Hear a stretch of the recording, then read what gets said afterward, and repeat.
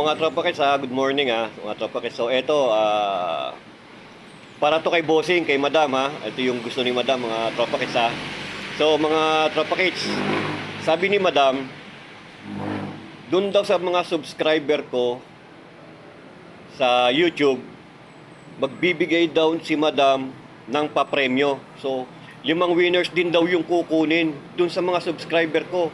So after nung raffle, mga tropa kids, dun sa mga subscriber, kukuha si madam ng 5 mananalo, mga tropa kids. So subscribe na kayo, mga tropa kids. Baka isa kayo mapili ni madam doon.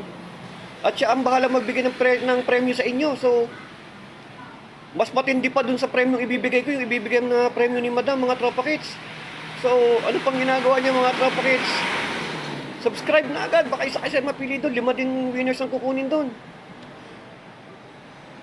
Merry Christmas, mga tropa kids.